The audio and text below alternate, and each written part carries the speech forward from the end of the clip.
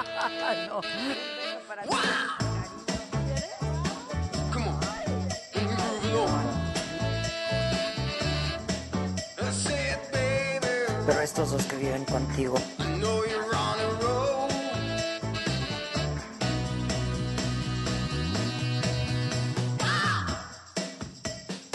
Yo no podría estar más contenta porque vamos a conversar en este momento con una mujer increíble, encantadora, ganadora de un Oscar por su cortometraje Aprendiendo a patinar en zona de guerra, si eres niña. Ganó el Oscar en la categoría Mejor Documental este año, en el 2020. Ella es Carol Dysinger. Y próximamente ustedes van a poder ver este corto por Lifetime.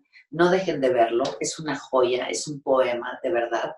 Es un poco contar la historia, si me permiten, antes de conversar con ella un poco, les digo, es contar la historia de la realidad de muchas niñas en Kabul, la capital afgana,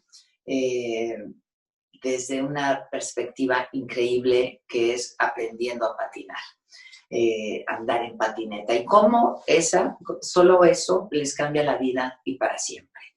Ella lo cuenta de una manera increíble. Vamos a conversar con ella. Es Carol Dysinger, ganadora de un Oscar este año por el mejor documental, Aprendiendo a patinar en zona de guerra, si eres niño. So, Carl, thank you so much for your time. Congratulations on your Oscar. I was just told like 2 hours ago that we were going to meet. Oh, they've been telling me about this for weeks. Really? I mean, at least for a week. They were saying, you're going to Adela at 5:30. I'm like, okay. Oh, really? I was told just today because it was supposed to be Thursday. And then they said, no, she's available right now. So I just watched the film. Oh, great. And I loved it. I loved it. It's amazing what you did, really. Thank you. Thank you. Congratulations on your award also. And, like the first thing I thought when I was going to watch the film was like, I guess I was thinking that I was gonna watch like a very, how would I say? I would watch a very misery environment for the girls, and it turned out to be very joyful and a very hopeful movie. I don't know if I did explain myself, but the worst case scenario for all these girls of living in Kabul, poverty-stricken, discriminated, surrounded by violence, and it turned out to be so moving, but so eager. I was so eager of watching it. All these girls. Yeah, I know. They're wonderful. I mean, I think people imagine places like Kabul or places like Mexico City, Yeah, exactly. Like New York is like, oh my God, but we all find our ways through whatever, we all find our ways to have a good meal. Even, I've been working in Afghanistan. I've made other films there for more than a decade, right? Yeah. For 15 years. 15 years. Every gray hair, I'm telling you.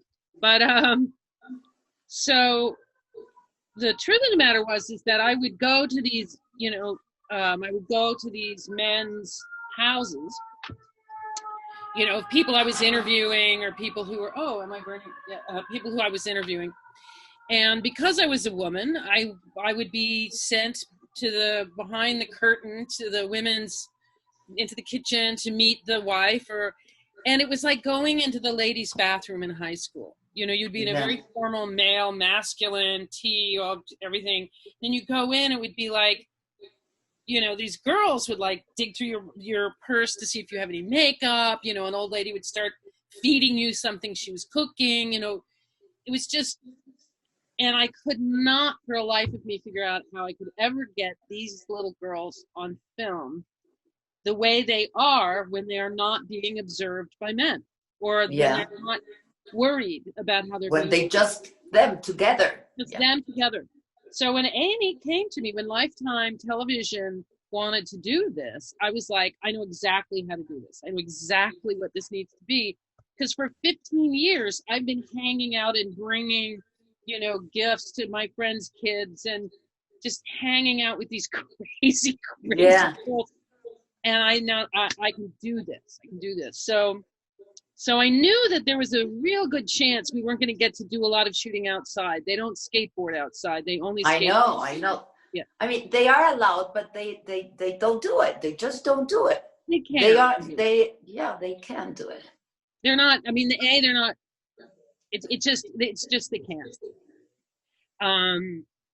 And so so I just went and I really said, okay, I can't do a movie about what it's really like to be a girl in Afghanistan now. It's an Afghan woman would have to make that, but I can figure out a way for you to meet them unhindered by the male gaze. The male gaze, yeah. That's the way the film starts, with the male gaze all the time, right? Yeah. Exactly. And that's what I was trying to portray in the beginning. It's like there's all this stuff. Then you get your little secret place with your little secret friends and you have fun. And kids do that all over the world. I mean, you see the poorest kids in the world finding some way, if they can, there does come a point when the children get depressed and then we're lost. I know. We're lost even if they are in a war zone, like Kabul. Kabul's interesting. It's not so much like, combat zone. It's really a zone of tension. So right now there's like, bombs and stuff, but it's not aimed at them. And they know that. It's aimed at some mysterious other people and it might hit them by accident. But they're not feeling like they're being gunned for, all the time. Yeah. All the time. But that's why I related to them because, when I'm old enough, when I was their age, there was a lot of terrorist activity in the States.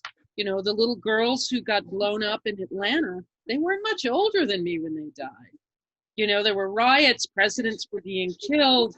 There were, all this stuff was going on. It was terrifying, but it wasn't aimed at me, right? Yeah, exactly. Right. Exactly. But it was everywhere. I mean, the schools were shut down. We were sent home from all that kind of stuff. It's not as bad as what they've been through, but it gave me a little, like the idea. I mean, the idea.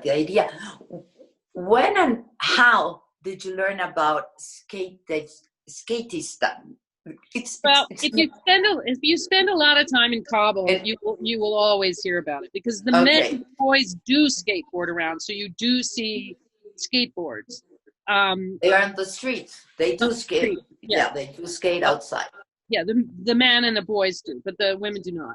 Or they used to in the very beginning, but they don't really anymore. So yeah, it's hard to. You always hear about it. But they don't advertise. They don't want people outside of Afghanistan to know about them. They don't want people to see it as an American project or a Western project. They really, everybody works there as an Afghan. The fundraisers and the board of directors are Western, but it's, From Australia, right? I guess. Well, all of them from Australia. I think they're based in Berlin, and it's the international skateboarding community everywhere. So truly a global misfit organization.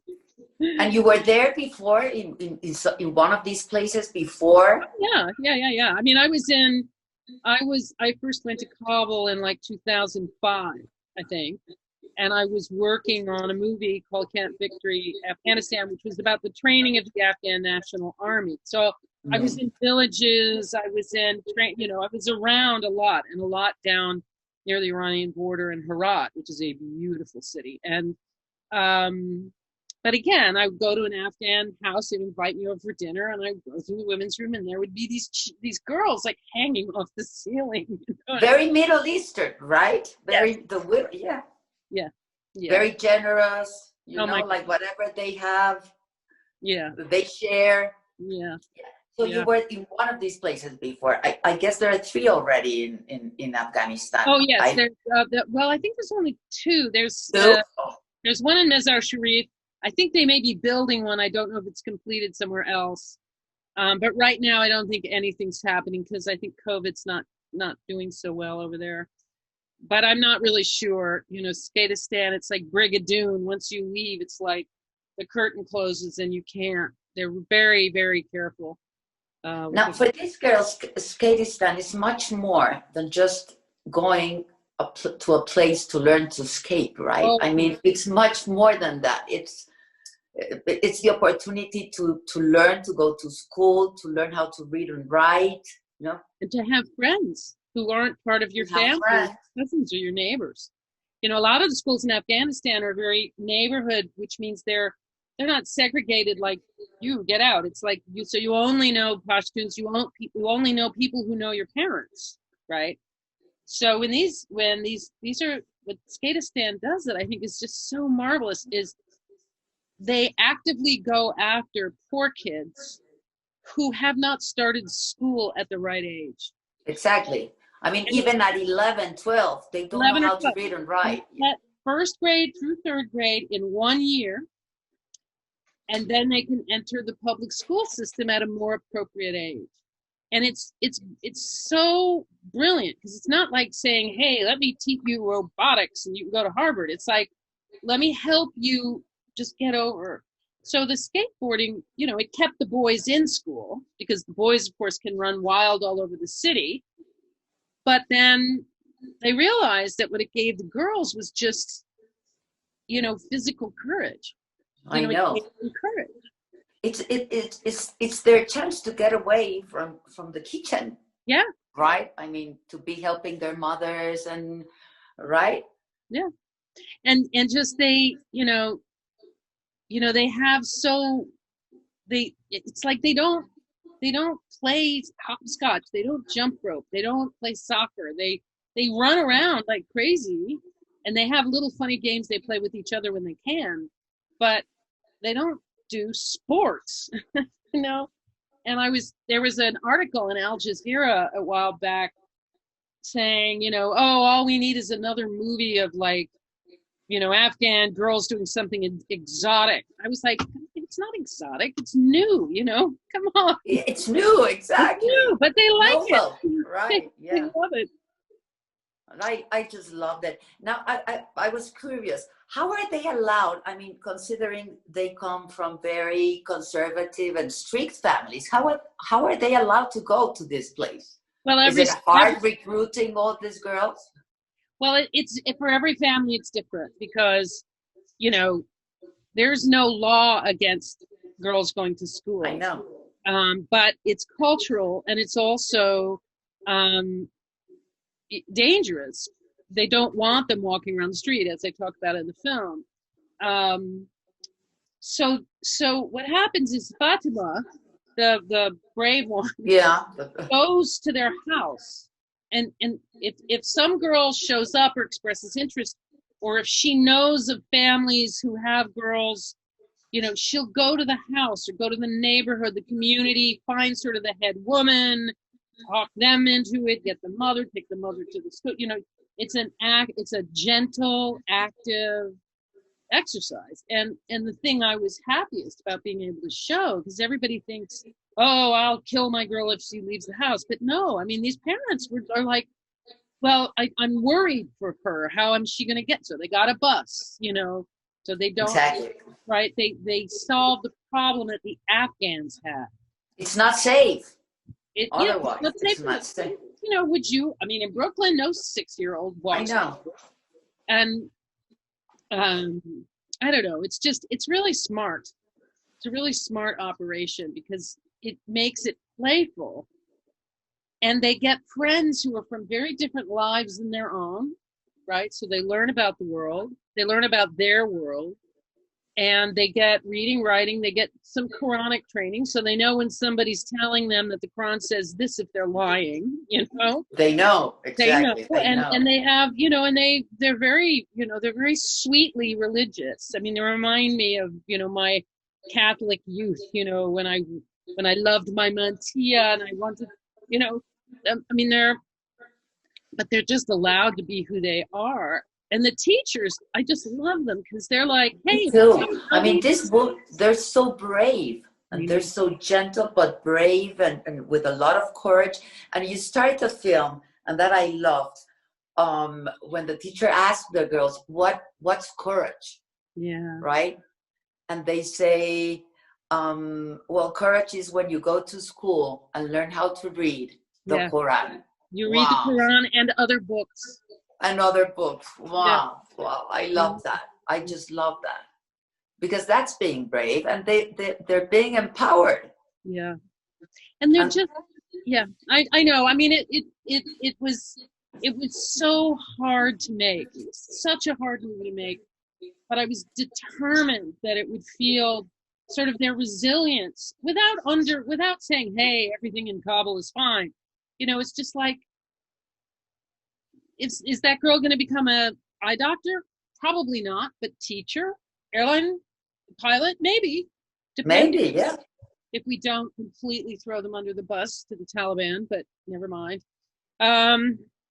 You know, it's just, I don't know. I've spent a good chunk of my life over there, and you know, I just hope they get a break. And it's very different now from 15 years ago. Oh yeah. In many, some ways good, some ways bad. I mean, 15 years ago, it was kind of a wreck. I mean, there were still a lot of bombed out buildings and wild dog packs, you know, running the streets. But it got safer and safer. But then it's a hard, people always say, well, what do you think about what's going on in Afghanistan? I'm like, it's a mystery. It's hard to understand Afghan politics through our Western eyes because there's a lot of history there that we don't know about. Tell me something. What moved you in the first place to go, 15 years ago, to Afghanistan? I thought some of your roots were from there or something, but no, right? You know, I have several rather, you know, sort of new age friends who have all kinds of reincarnation stories for me, but I don't know. You know, I'm old enough to remember my country's Vietnam War adventure, and I'm a big history freak, and I just am always reading. And when I heard we went into Iraq and started that whole shock and awe nonsense strategy, and Afghanistan started to disappear. You know, you just weren't reading about it. In fact, when it was really, they were calling it the Invisible War. So, but they were saying we're going to train the Afghan soldiers so they can take it over. And I was like, wait a minute. I remember the last time we tried this and it didn't go so well. So I thought, you know, I'm divorced. I don't have kids. I'm bored. I'm a tenured professor in an arts institution. They cannot fire me. Not that they want to. So I can... Why not? Why not just go be on the front seat of history and see for yourself, you know? And then I just got there and I just fell in love with the place. I mean, it's just that changed your life. It's life changing, right? But it was kind of like I had a big blank spot in my life and I just filled it right up. I just got a whole new batch of friends, whole new understanding of the world. You know, a different culture. Absolutely. Well, the different culture is first I embedded with the military, and that was a different culture. Wow. To understand the Afghans. Yeah. Other than the military, but yeah, it was really. I mean, there was some way in which I felt. My country has gotten so divided, and that's been going on for a long time. If you live here, you see it. And I was like, I don't want people to blame the soldiers. I don't want them to blame the American soldiers who went to Afghanistan. Because though there are some really bad ones, most of them are guys who signed up after the planes hit the building in my city to like protect us, you know. And then they got sent on this nation building thing. So you have the National Guard, which in our country mostly does riots and fires and floods, is training the Afghan National Army. And I was like, how's that going to work? But it was very interesting. It worked very well. And then while I was filming that, I filmed a boy who had been hit by an Afghan boy who'd been hit by a warning shot. Wow. And was paralyzed. And I just literally followed one of the colonels I was following. I just walked into a room where this kid was, and I just couldn't, and I followed the investigation, but it went nowhere. And I just couldn't stop thinking about him. So I went back a couple of years later, once I finished the first movie, to find him. But once I found his family, he had passed away. But his mother was my age. We were the same age. And she was the nightmare Afghan woman, illiterate, fourth wife of an ancient man, 11 kids, 53 grandkids, never left the whole thing. And we just developed this really funny friendship of like, she was so curious about me and I was so curious about her. So for 6 years, I followed her and her family, and the impact of this civilian casualty on them, which was quite profound. So I'm still raising money to finish that film, but that was the one where I really spent time with her grandkids. And wow, and is that going to be a short film or maybe it's a feature? It's done. I just have to raise the money for like color correct and all that stuff. Yeah. No, you have to do it. I'm trying. Nobody's financing anything these days. It's everybody needs to wait till after the election and see what country we're living in. And going back to the short film, how difficult was it to work with these children, with these little girls? Was it difficult? I mean, they knew you were filming, or you were on the other side? When you do a film like this, you have to sort of let the kids cast themselves. You can't go, ooh, that one looks good, and chase her down. It's like you need the one who's going, what's going on? Do you want to play? But I knew that they would see me as an elder. So I brought a crew that was entirely female. And two of them were Afghans. One had left Afghanistan at the age of 3 with parents, and the other one lived there. So I had those two girls interact with the kids. And I had Zama, who is also the second unit camera person, just tell the kids, what would my childhood have been if we hadn't left? And so they just poured out to her because kids love to be generous, Yeah, and so she would give them little presents and they would give her little drawings, and it just became this love fest. I went and spent time with the teachers, right? Okay. And talked shop. And so I had Zama interview the girls. I wrote out the questions, and said, make sure you get these kinds of answers because we need them to teach us how to skateboard. We need to know, blah, blah, blah. And so she did it. And that's why I'm saying it's really hard to do, because I couldn't, just by dint of being my age. I know. I had to be out of the room, or at least when they were skateboarding. Out of the picture, a little bit out of the picture, yeah. Right, yeah. And Zama and Tam had to be the ones who were interacting with them. And Lisa, who's my age, was shooting. So we were like, don't mind us. Except when it was in the classroom and when it was with the teachers when we were outside. But it was just the girl stuff. I was directing from afar. And each one of them, they have such a different story, right? They come from different places, different families, but they live something in common. I mean, there's a common denominator there for all of them, right? Well, I think I also, any family who would allow their girl to go to a school like this is a family that wants their girls to do well. And that's better than them. Yeah. And where the mothers are sort of in control of the family because the father's a drug addict or out of town or, insane. Disabled or whatever.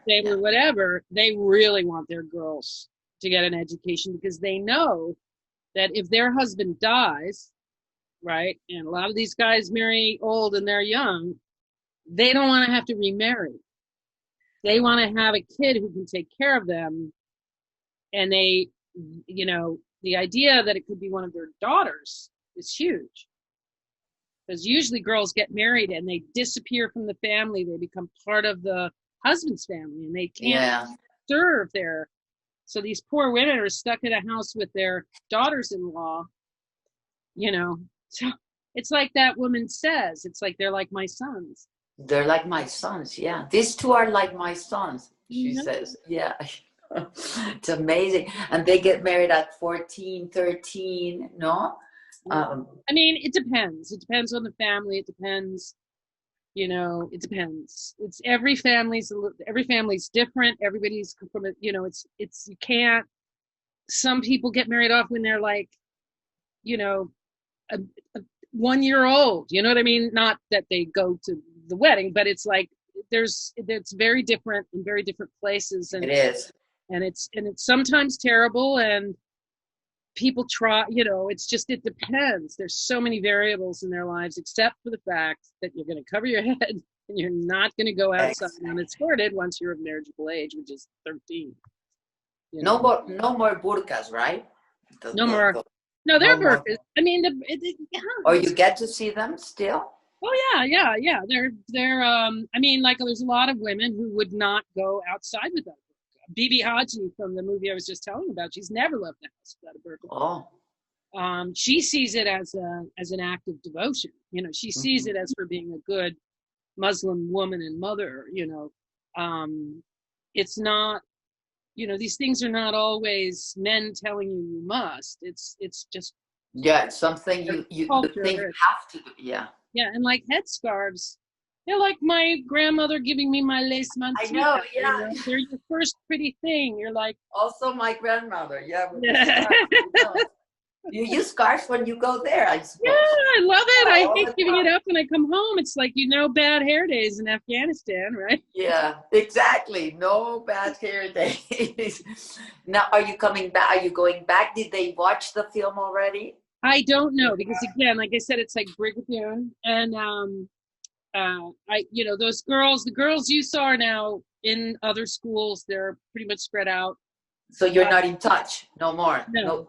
Okay. No, those girls have not seen like a Tony Hawk skateboarding video. They have not seen, they think Hanifa and Shagofa are the best skateboarders in the world.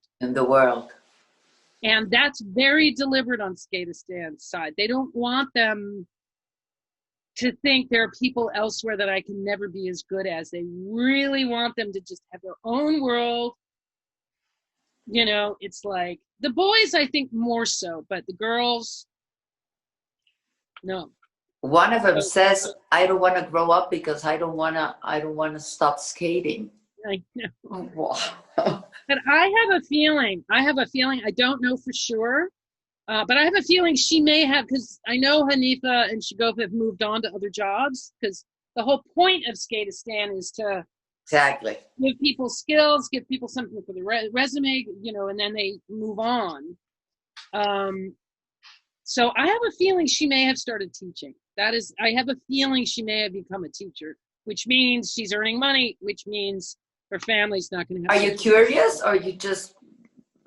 I have, even if I knew, I couldn't say. But it's really, Skatistan is extremely protective. I mean, the fact that we got in there to make this movie is amazing, and it's only really. How was it? I mean, you had. How was it possible? Because our executive producer, Orlando von Einsiedel, had made a short film, a 10-minute film called Skatistan, at the very beginning of Skatistan, because he was best friends with Oliver Persovich, who was the guy who started it. And so when Annie came to Oliver's company saying, or Lifetime came to Oliver's company and saying, we want to do the girl side of this, they began a very long negotiation as to what we could film, what we would do, how we would, all the things. Do's and don'ts. Do's and don'ts that we had to negotiate. Mostly don'ts, I guess. Well, yeah. Most of which I already knew because I had already been filming in Afghanistan, and like the whole thing of never showing the front of the place so it can't be identified from outside. Never showing the mountains, like with the house in the foreground, the mountains in back, because then somebody could triangulate, all of this stuff. But, wow. But, Lisa and I just figured out a way that we could shoot it and it would feel, easy and fun. But for everybody. For everybody, but it wasn't. I mean, it was very difficult. It was very difficult to do. But you made a great job. Thank you so much. So it's a beautiful story. It's a beautiful story. Do you skate, by the way? No, I don't. I mean, it's, for me, it's no. I mean, I did do a little bit just to make the girls laugh and let them teach me, a little bit. But I'm not a fan of wheels. Break the ice, and to do something together. No, I mean, it's beautiful, but it's a different generation than mine. But I just love them. I mean, it's really a love letter. It's a love letter to the country. It is. That is exactly what it is. A love letter. Yeah. It's a poem. It is a poem. I loved it. Really, I loved it. Do you have women friends in Afghanistan like your age? And yes, but they're not there now. One that a lot of them are more international people who are in and out. Who are my friends. I mean, Bibi, I only see her when I'm there. The woman I'm making a bullet about, because she doesn't have a phone, she doesn't read or write, she doesn't do email. It's like I only will see her when I go there and knock on her door. But what do they think of our Western way of living? I mean, you being so, like successful, divorced, no kids, Well, to Bibi Haji, right, the one I made the movie about, she's like my mother. Going, well, we'll get married again. I mean, what are you doing? She's like, you're crazy. I mean, what are you going to do with all your money if you don't have any kids? I mean, she just couldn't quite grasp, and I was like, I didn't even tell her I was divorced. I was like, there's no way. I just knew I couldn't. Just single. You're just single. I couldn't figure it out. But my other friends are, people who are men and women, are sort of international people. Okay. Who come and go and speak English, and it's hard to know. I don't like to put words in anyone's mouth, so I know they have very mixed feelings. Yeah, but I think the people who live in Kabul, who have an education, who've been foreign, they understand how much various countries tried to do. They also are frustrated at the ways in which they failed. Very frustrated that they didn't let the Taliban come to the negotiating table when Karzai was in power early on. They took the moderate Taliban and threw them in Guantanamo, basically. And I should forget that. I mean, I know. But, and then the people who aren't in the cities and don't get news every day, they look at the things we've all done there and go, the only answer is their work for the Taliban and want them back, because it's the only way I can explain what they're doing. Exactly. You got to sit there going, I know it's not the case, but I see your point, So I don't. It's amazing. And have you been during this confinement? You've been reading a lot, and yes, I've been reading a lot. Been catching up on movies, and I am writing. I'm writing. I'm trying to work on something, because a lot of my big obsessions around working in Afghanistan was I finally came to realize that these war stories we grow up on are just an utter, they're a natural outcome of a certain kind of experience, but they have nothing to do with war. You know, Yeah. war, if nothing, it's like, and I'm trying to write this thing that is about, you know, my 15 years in and out of here, because I was able to be in the room, filming in the room with top brass, be in the room with the lowest private. I mean, I sort of crossed the whole dimension, and you know, it made me realize that the act of telling a story was probably invented to try to talk young men into going to war. Yeah. You know, that the whole idea of a hero and a villain and Uh-huh. I'm going to save the universe, me Batman or me whatever, is a dangerous thing, because it takes the kindness in these men who want nothing more than to be good and be a hero and protect. And it takes that beautiful desire. It's the same with the police, not all the police, but you know, some. But yeah, And it most. twists it to a purpose that is, you know, through camaraderie with their fellows, through feeling misunderstood, all that, twisted to a purpose that is not why they went there to begin with. Not all of them, you know, depending. And then they come home and they, you know, the one thing they always say is in war, you know, you might get hurt, you might get killed, but you will lose comrades. You will lose friends. That's a guarantee. Yeah. Right? And then suddenly you're alive, and people you were starting to think of as more heroic than you are dead. And people come up to you and say, thank you for your service. And you're like, you know what he say?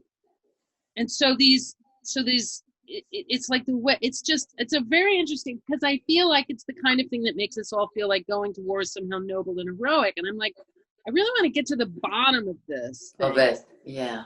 You know, because I observed it as a woman, and as a woman who of a certain age was not interested in these children. Your perspective, right? Yeah. Yeah. I mean, if somebody called me a coward, I didn't care. I wasn't there to be a hero. You know, which a lot of male journalists are. I mean, it's kind of, not really, but there's kind of a like. Yeah, they kind of, yeah, it's an ego boost also, right? It's an ego boost. Of course it is. Yeah, I'm sure you know. It's that thing. It's like, yeah. Oh, safari jacket, how nice. Looks exactly. Well, in Mexico, we're going to be able to watch the movie. Oh, this great. short movie. Yeah, in Mexico and in Latin America through Lifetime. Fantastic. Next Sunday 11th. Yeah, Sunday 11th. Okay, so I wanted to talk to you about this, and I really appreciate your generosity. Thank you so much, and congratulations. Congratulations. Thank you very much. Thank you. Are you looking forward to the next presidential debate or the VP debate tomorrow? I swear to God, the whole debate, I turned it on, then turned it off, then turned it on. I know. It was, I mean, it's just, yeah. It was crazy. Yeah. Well, I'm interested to see Kamala and Pence. Me too. I'm looking forward for tomorrow. Yeah, I know. I like Kamala. I want to see her. Yeah. top girl in school argues, principal. Exactly. Exactly. That's going to be interesting. Yeah. So thank you so much, and well, hopefully we will get to meet each other. I travel a lot to New York. I love New York. Oh, then you should definitely get in touch. I mean, I love New York too, and I would love to come to Mexico City someday when I can get on a plane again. Oh, yeah, me too. I used to go to New York at least once a month. I have a place there, and I used to go there. My daughter, she's studying film actually in Los Angeles, in LA. LA, Film Academy. Yeah, I teach at NYU at the Graduate Film School. Oh, you do? Wow. Oh, she's gonna be so envious that I'm talking to you. So I'm gonna let her know. Yeah, but hopefully we'll get to meet each other. I would love that. Love to. I would love to. I admire you so much. Thank you so much. Thank you so much. Thank you. And I'll see you soon. I don't know if I can have your contact or whatever. Maybe through the people in Lifetime. Do you have a chat? Can I put it in the chat? Yeah, you can. Okay, I'll put my email and my come on, don't be like that. I'll put my email and my phone number in the chat. Great. Do you use WhatsApp or iMessage? Yeah, perfect. I'll send you There's nothing I don't use. With the exactly. We use everything. Name it. I got it. Has it been difficult? Technology? Yeah. I feel like I know. I feel like I'm on a mission to Mars, communicating only through technology. Same way. I know. And starting to leave the reach of the communications from like, wait. Well, but this thing has been a wonderful tool now, and this confinement, the Zoom and everything. Yeah, but do you know where I would have been traveling to in the last 6 months if this wasn't going on? I have been to Zagreb. I would have been to Thessaloniki. I would have been to Venice. I know. To Mexico City. I would have been to Buenos Aires, where I've never been. You've never been? Oh, you're gonna love Buenos Aires. You're gonna love Buenos Aires. I really, really, really want to go. Hopefully in next year, right? Next year we'll get to. Maybe we have dinner together or lunch together. I would love that. Thank you so much, Carol. Take care. Take care. And be safe. Thank you so much. Bye. Bye. Adiós. Pues yo espero que ustedes hayan disfrutado tanto como yo de esta conversación. Siempre sabe a poco, siempre quiere uno más con gente inteligente, con gente talentosa, con gente tan sensible a las realidades que estamos viviendo. Pero ustedes van a poder ver este corto, no dejen de hacerlo, el próximo domingo 11 de octubre a las 10 de la noche, domingo 11 de octubre a las 10 de la noche por Lifetime.